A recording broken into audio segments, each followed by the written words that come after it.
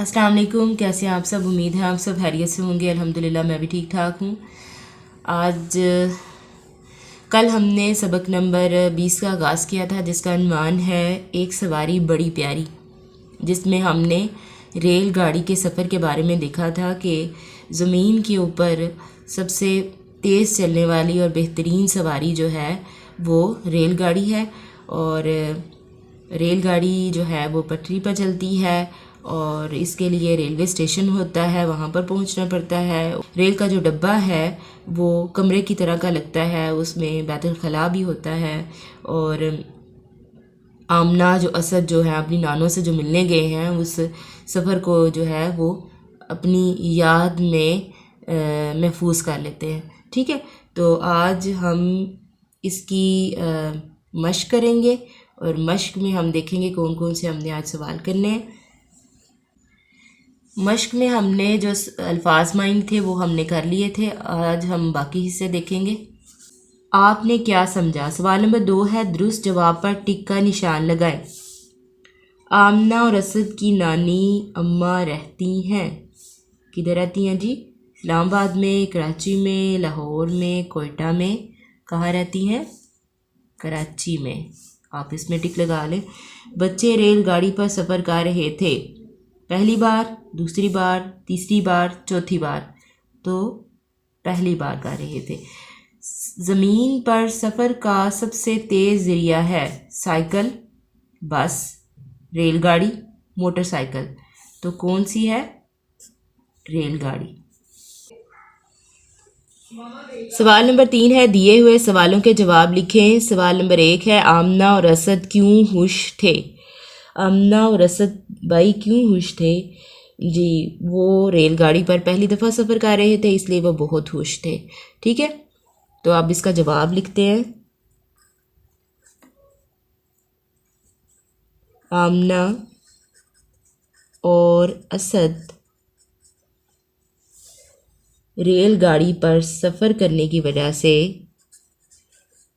रेलगाड़ी पर सफ़र करने की वजह से खुश थे। आखिर में हम क्या लगाएंगे? हतमा।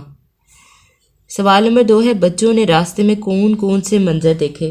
तो बच्चों ने रास्ते में खेत, खलियान, दरिया, नहरें और कच्ची पक्की बस्तियां देखी थी। तो हम ये जवाब इसका लिखेंगे। बच्चों ने रास्ते में खेत, सत्ता, खलियान, सत्ता, दरिया, सत्ता, नहरें और कच्ची पक्की बस्तियां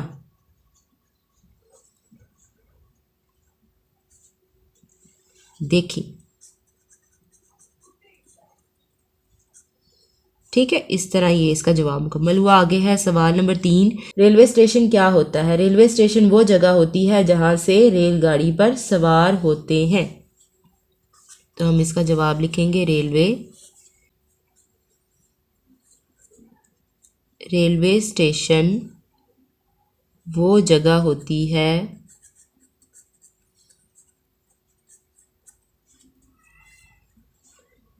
जहां से रेलगाड़ी पर सवार होते हैं। जहां पर रेलगाड़ी पर सवार होते हैं। इसका जवाब क्या है कि रेलवे स्टेशन वो जगह होती है जहां पर रेलगाड़ी पर सवार होते हैं। इस तरह ये जो आपके सवाल जवाब हैं ये मुकम्मल हुए। सवाल नंबर 4 है, अपनी पसंदीदा सवारी का नाम बताएं और ये भी बताएं कि आप इसका सफ़र करना क्यों पसंद करते हैं।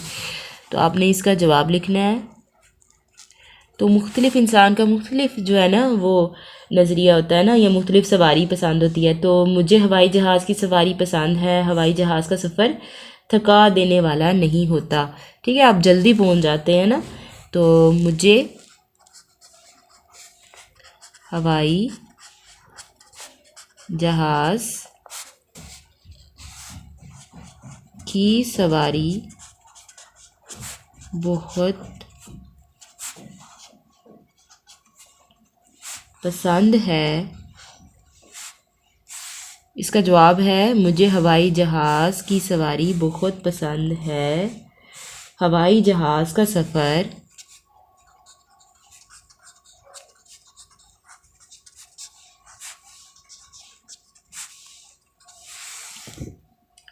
تھکا دینے والا نہیں ہوتا.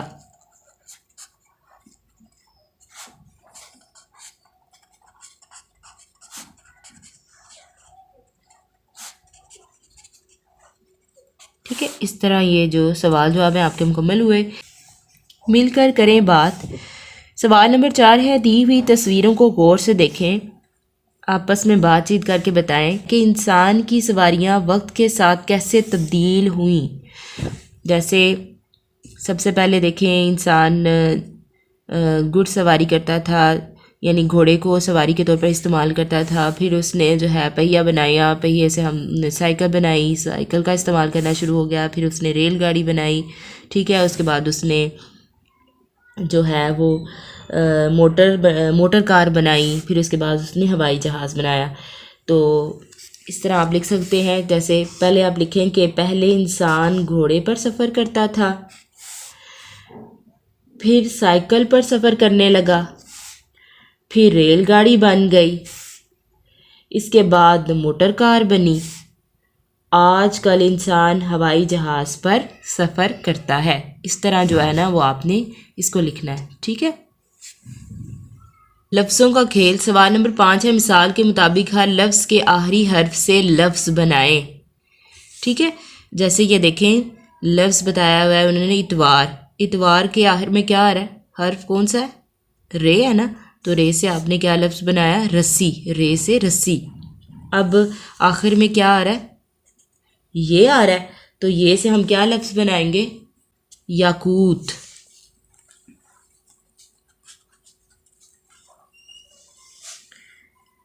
ٹھیک ہے، اس کے بعد تے آ رہا ہے. تو تے سے ہم کیا لفظ بنائیں گے؟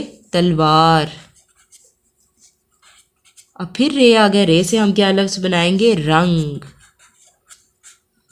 اب آخر میں گاف آ گیا. تو گاف سے کیا بنائیں گے؟ گلزار. ٹھیک ہے، اس طرح یہ آپ نے سوال مکمل کر لیا. قواعد سیکھیں. سوال نمبر 6 ہے، دیے ہوئے جملے غور سے پڑھیں. کالم الف میں دیے ہوئے جملے امالہ کے بغیر ہیں، جبکہ کالم بے میں یہ جملے امالہ کے لحاظ سے لکھے گئے ہیں. اب سب سے پہلے ہمیں امالہ کے بارے میں پتہ ہونا چاہیے کہ امالہ ہوتا کیا ہے. امالہ کیا ہے؟ تو کسی بھی لفظ کو بڑیے کے ساتھ یعنی جمع میں بولنا لیکن معنی واحد کے استعمال ہوں. ٹھیک ہے، تو وہ امالہ ہوتا ہے. جیسے میں مثال کے طور پر یہاں پہ بتا رہی ہوں. جیسے کالم الف میں ہے کہ پیالہ میں پانی لاؤ. اب بولنے میں یہ دیکھیں ٹھیک نہیں لگ رہا. ہم بولنے میں کیا لکھیں گے؟ پیالے میں پانی لاؤ. بڑیے لگا دینے سے تو کیا لفظ تو جمع بن جاتا ہے، لیکن یہاں پر اسی پیالہ کی بات ہو رہی ہے، اسی واحد کی بات ہو رہی ہے، لیکن اس کو ہم لکھنے میں جمع استعمال کریں گے، لیکن بولنے کے لیے ہم ویسے مطلب جو ہم لیں گے وہ واحد کا ہوگا. جیسے پیالہ میں پانی لاؤ، یہ بولنے میں ٹھیک نہیں لگ رہا، ہم اس کو لکھیں گے پیالے میں پانی لاؤ، ہم یہ بولیں گے. ٹھیک ہے، جیسے وہ گھوڑا پر سوار ہے. وہ گھوڑا پر سوار ہے. اب یہ دیکھیں یہاں پہ بولنے میں یہ ٹھیک نہیں لگ رہا، لیکن ہم یہ جب یہ جملہ بولیں گے وہ گھوڑے پر سوار ہے، یہ واحد کے لیے ہی استعمال ہو رہا ہے. لیکن دیکھیں گے تو ویسے اگر آپ دیکھیں گے تو یہ جمع کی طرح لگ رہا ہے، لیکن یہ گھوڑا کی واحد کے طور پر ہی جملے کے مطابق ہم اس کو تبدیل کریں گے. وہ گھوڑے پر سوار ہے. اس سے متعلق آج ہم نے جو ہے وہ مختلف جملے جو ہیں وہ ٹھیک کرنے ہیں، اور اس میں تھوڑا سا میں بتا دوں کہ یہ ہر لفظ کے لیے استعمال نہیں ہوتا، خیر یہ کچھ کے لیے استعمال ہوتا ہے، لیکن آپ نے جو ہے وہ اس کے بارے میں نہیں دیکھنا، آپ نے صرف تبدیل کرنے ہیں، ٹھیک ہے۔ سوال نمبر 7 ہے، جیسے اوپر دی ہوئی مثالوں کے مطابق الفاظ کی امالہ بنا کر جملے دوبارہ لکھیں۔ اب اس میں دیکھیں جیسے کمرہ واحد ہے، لیکن بولنے میں دیکھیے گا جب جملے میں تبدیل ہوگا تو کمرہ میں کوئی نہیں ہے، تو جیسے ہم کمرہ میں کوئی نہیں ہے ایسے تو ہم نہیں بولتے نا، ہم تو بولتے ہیں کمرے میں کوئی نہیں ہے، لیکن یہ کمرہ جو ہے وہ واحد کے طور پر ہی استعمال ہوگا، حالانکہ ہم کمرے لکھیں گے، تو جیسے ہم لکھیں گے کمرے میں کوئی نہیں ہے، ٹھیک ہے۔ آگے ہے لڑکا کو بلاؤ، ہم کوئی ایسے بولتے ہیں، ہم بولتے ہیں لڑکے کو بلاؤ، ٹھیک ہے، ہم اس کو واحد کے طور پر ہی استعمال کریں گے لیکن لکھنے میں لڑکے آئے گا۔ آگے ہے تالا کو چابی سے بند کر دو، ہم کیا بولتے ہیں، تالے کو چابی سے بند کر دو، ٹھیک ہے، تو ہم ادھر لکھیں گے تالے کو چابی سے بند کر دو، حتما۔ آگے ہے پارک میں بہت سے کوڑا دان ہیں، اب یہاں جملہ بولنے میں کیا کوڑا دان آئے گا، ہاں ہم لکھیں گے پارک میں بہت سے کوڑے دان ہیں۔ بستہ میں کتابیں ڈالو، ہم کیا بولیں گے، بستہ میں کتابیں ڈالو، ہم بولیں گے بستے میں کتابیں ڈالو، حالانکہ یہ ویسے دیکھنے میں تو یہ جمع لگ رہا ہے بستہ بستے، لیکن جب ہم اس کو امالہ کے طور پر دیکھیں گے تو یہ واحد ہی استعمال ہوگا، ٹھیک ہے۔ اس طرح آپ کا یہ سوال جو ہے وہ مکمل ہوا۔ پڑھیں، سوال نمبر 8 ہے ریلوے اسٹیشن پر لکھی ہوئی ہدایات پڑھیں۔ اب یہ دیکھیں یہ ریلوے اسٹیشن ہے اور اس پر ضرور کسی پارک میں جائیں یا کہیں بھی آپ جائیں گے نا تو آپ کو وہاں کی ہدایات جو ہیں وہ ضرور لکھی ہوں گی، تو ریلوے اسٹیشن پر بھی جب آپ جاتے ہیں تو اس پہ مسافروں کے لیے ہدایات لکھی ہوتی ہیں کہ صفائی کا خیال رکھیں، کوڑا کرکٹ کوڑے دان میں ڈالیں، ادھر ادھر مت تھوکیں، کھانستے اور چھینکتے وقت منہ کو ڈھانپ کر رکھیں، سواری اپنے سامان کی خود حفاظت کرے، ٹھیک ہے۔ تو یہ آپ نے کچھ ہدایات مسافروں کے لیے وہ آپ نے پڑھی ہیں۔ کچھ نیا لکھیں۔ سوال نمبر 9 ہے اگر آپ کو جماعت میں نظم و ضبط قائم کرنے کے لیے ہدایات لکھنی ہوں تو آپ کون کون سی ہدایات لکھیں گے، کوئی سی 5 ہدایات نیچے لکھیں۔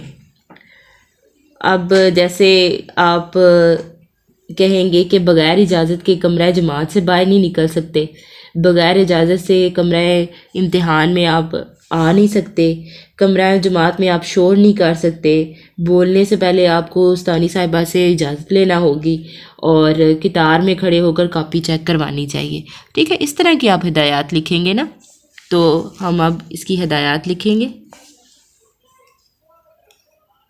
جیسے کہ میں نے یہ دیکھے جملے لکھے ہیں، نمبر 1 بغیر اجازت کمرہ جماعت سے باہر نہ نکلیں، نمبر 2 بغیر اجازت کمرہ جماعت میں داخل نہ ہوں، نمبر 3 کمرہ جماعت میں شور نہ کریں، نمبر 4 بولنے سے پہلے استانی صاحبہ سے اجازت لیں، نمبر 5 قطار میں کھڑے ہو کر کاپی چیک کروائیں۔ تو یہ ہدایات یا اصول جو ہے وہ آپ کے کلاس میں آویزہ بھی ہونے چاہیے، ٹھیک ہے۔ آؤ کریں کام۔ سوال نمبر 10 ہے رول پلے کے انداز میں ایک دوسرے کو تحفہ دینے، جواب میں شکریہ کہنے اور انکسار کے اظہار کی مشق کریں۔ یہ آپ کا عملی کام ہے، ٹھیک ہے۔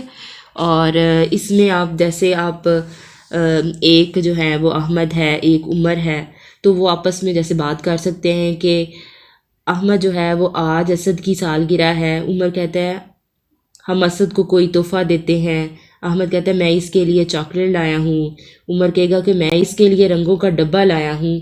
عمر اور احمد نے اسد کو اپنا اپنا تحفہ دیا۔ اسد کہتا ہے آگے سے کہ بہت بہت شکریہ، اس کی کیا ضرورت تھی؟ تو احمد تم ہمارے دوست ہو، اس لیے تمہاری خوشی ہماری خوشی ہے۔ اسد جو آگے سے کہے گا اللہ تعالیٰ آپ دونوں کو خوش رکھے۔ احمد اور عمر آگے سے جواب دیتے ہیں آمین۔ اور جب بھی کوئی دعا آپ کے لیے کرتا ہے نا، یا دعا کے لیے الفاظ استعمال کرتا ہے، تو آپ ضرور آگے سے کہا کریں آمین۔ تو اللہ جو ہے وہ دعاؤں کو قبول کرنے والا ہے۔ اور مجھے امید ہے آپ کو اس سبق کی بھی سمجھ آ گئی ہوگی۔ اس کے ساتھ مجھے دیں اجازت، اپنا خیال رکھے گا، دعاؤں میں یاد رکھے گا۔ اللہ حافظ۔